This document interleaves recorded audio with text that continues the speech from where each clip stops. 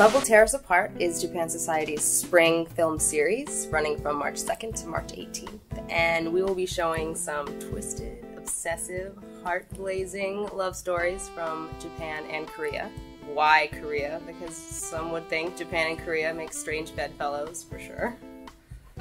Well, I think obviously there's the geographical proximity, so it comes to mind. Like I would be more tempted to say, well, why not? Because they're so close. Of course, there's the awkward historical relationship between countries, but in the past decade, there's really been a large number of artistic collaborations, and we show this in the lineup with a few titles. That's the case, for example, with Hirokazu Kore'eda's film Bae Doo-Na, that features a very prominent Korean actress, a brilliant actress to Bae Doo-Na.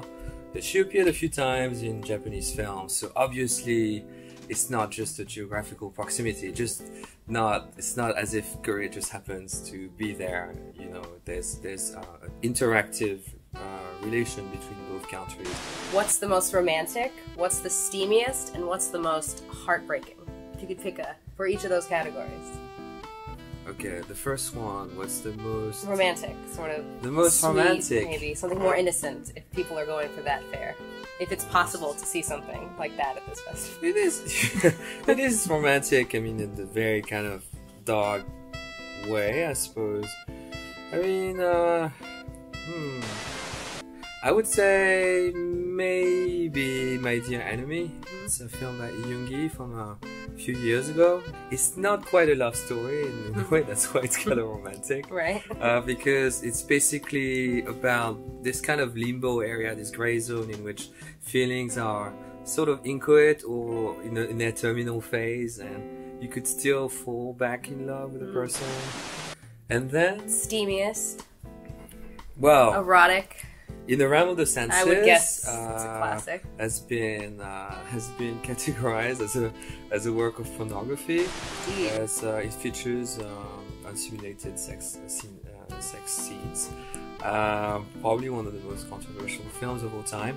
Really interesting film by Nagisa Oshima. I think it's a classic, and if there's a real template like the grandfather of all these films, a cinema of transgression, I think that's really one of the key words about this series. The series, that's really it. It's pretty shocking. I mean, I don't know. There's really not an easy way of describing it. It's the first time that people understood that you can put the link between sex and art, pornography and art is. If you use sex in an artful way, in an artistic way, what does it mean? What does it really mean? Every time someone shows the film, people walk out of the theaters. Hopefully that won't happen, but you know. Heartbreak. I'm sure there's plenty in this series. Oh yeah, obviously. Hence the title. What to say? I like to think that I wouldn't exactly call them heartbreaking, but Kim Ki-duk's films, I think they touch a particular zone in the sensibility. If you're sensitive to his filmmaking, it's rather unusual. I mean, he's not your average filmmaker, to say the least. Well, in Time at Bad Guy, I think there's several divisions in Kim Ki-duk's works.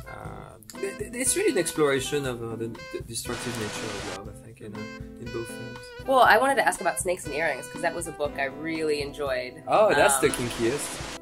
Oh, really? Okay. Yeah, that's probably the kinkiest. Does it go as far as the book does, in the extremes of body mods? And what can happen? Well, obviously the means of cinema are different from literature, so it's quite different. And really interesting film, I believe. The actress in there is fantastic. There's obviously they kept a lot of things about body modifications. Right.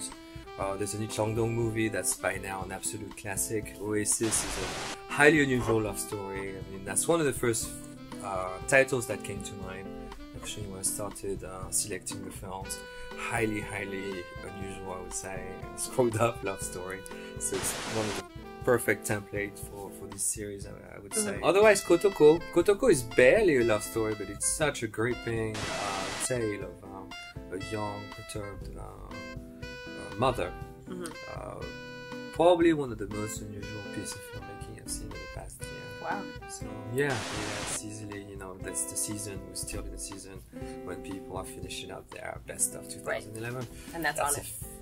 For me, yes, absolutely, without a doubt. And that's opening night? It's the opening night. And it's followed by the make love party. That's right. What can we expect at this party? Hot pants, shorts. Venus in furs, I saw. Venus in furs. Suggestion. But we like to have fun, you know, a little bit of fun. It's a party, it's a festival. But yeah, there will be some Joy Division in the background played. Sounds good. Yep. I think that's it, folks. Yay! Yeah. It's a wrap. What's Yo. love? Is this, wait, what's love? What's the... That's Love will love. tear us apart. That's again. love.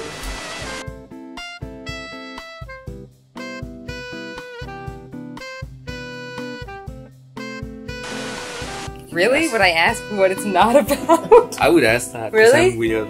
I ask twisted questions. So what will we not find in this series?